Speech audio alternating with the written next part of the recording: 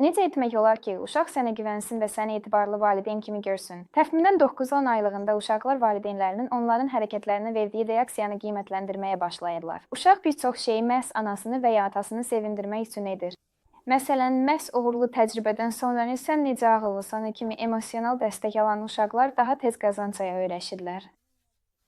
Beləliklə, uşağı demək olar ki, hər şeyə görə tərifləmək olar. Oyuncağı qaldırdı, aferin, papağı özü geyindi, ağıllı balam. Vacibdir ki, uşağı həddindən artıq tərifləmək mümkün deyil. Biz böyüklər isə əgər tez-tez ünvanımıza tərif eşidiriksə, bir müddət sonra onları səmimi qəbul etmirik və dəyərini azaldırıq.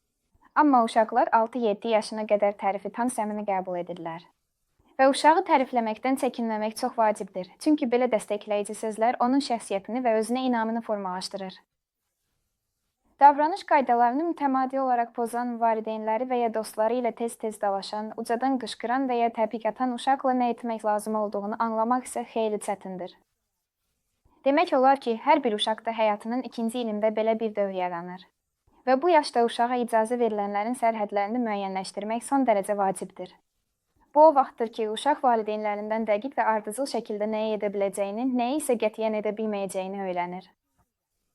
Məsələn, başqalarını döymək, dişləmək, çimbikləmək qətiyyən olmaz, bıçaq və kibriti anasız və ya atasız əlinə almaq olmaz. İcazə verilənlərin sərhədləri isə hər bir ailənin öz qaydalarına əsasən formalaşır. Bəzi ailələrdə heyvanlara hörmətlə yanaşılır və buna görə də onların quyruğundan tutmaq və ya incitmək qətiyyən olmaz, amma başqa bir ailədə belə bir qayda olmaya bilər. Əsas odur ki, valideynlərin özləri də ailə qaydalarına riayət etsinlər. Çünki uşaq özünə yaxın olan böyüklərin sözlərini və davranışlarını süngər kimi mənimsəyir. Əgər ailədə qaydalar varsa və onlara əməl olunursa, amma uşaq destruktiv bir şey edirsə, hər dəfə bu baş verdikdə onu dayandırmaq lazımdır. Uşaqda sərhədlərin öyrənilməsi ilə bağlı çətin dövr keçəcək. Əgər siz bu dövrə dözə bilsəniz və uşaq icazə verilənlərin sərhədlərini dəqiq başa düşsə, onda siz onun üçün özünü təhlükəsiz hiss etdiyi və etibar edə biləcəyi bir böyüyə çevriləcəksiniz.